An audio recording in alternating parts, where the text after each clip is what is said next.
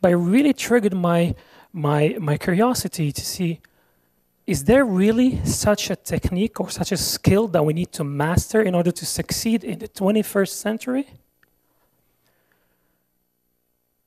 What if there is one? Uncertainty, as defined by Webster's dictionary, is lack of sureness about something or somebody, or lack of sureness about, and especially about an outcome and a result. Are you guys familiar with that? Absolutely. What happens in our brain when we have a lack of sureness? Our brain are made to protect us. Our brains are made to basically protect us from danger. Whether that danger is real or perceived, our brain is going to trigger a mechanism to protect us from danger. So what happens is that the difference is in that real or perceived. But my opinion here is that in this day and age where things happen so fast, so quickly, change is part of us. And now we have a choice, either to ignore it or to actually face the reality.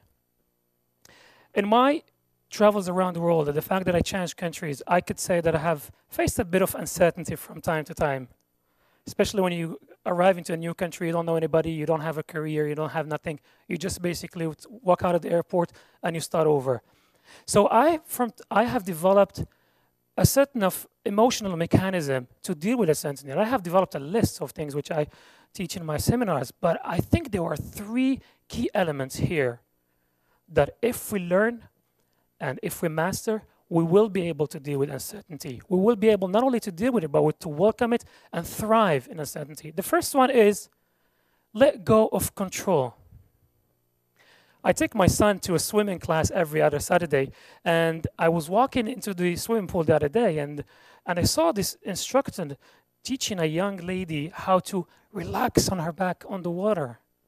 And the young lady was a bit struggling with it. It was having a trouble, and then she was telling her, let go and just relax. The water will support you. And I thought, isn't that interesting? Most people try to control everything in their life, but the reality is that we cannot control everything in our lives, right? And we try to control the process, and we try to do everything, and that produces a lot of stress and anxiety, and breaks relationships and everything. So let go of control, and the key is to surrender to the process. We do have to do what we have to do. The work, the action, it's still there. Whether we're going into a face-past world or not, we still have to do what we have to do. However, I do believe that we do what we do. Doubt, this is an opportunity for me to have a lot of self-reflection. Fear, this is an opportunity to be courageous. One step at a time, one baby step at a time. It always happens. I'm risk averse. How about if I see that this is a lot of possibilities? Get uncomfortable.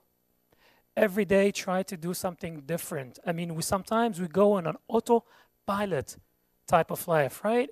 We do the same thing in the morning, we do the same thing in the afternoon, we do the same thing in the evening, and so on and so forth. 1 week is gone, 1 month is gone, 1 year is gone. Before we know it, 5 years is gone, and you look back and you start panicking, and you have anxiety attack, and you're stressed out, and you see a doctor or a shrink or something because you don't know what's going on. So in order to prepare yourself for this type of uncertainty, I do believe it is important to get uncomfortable.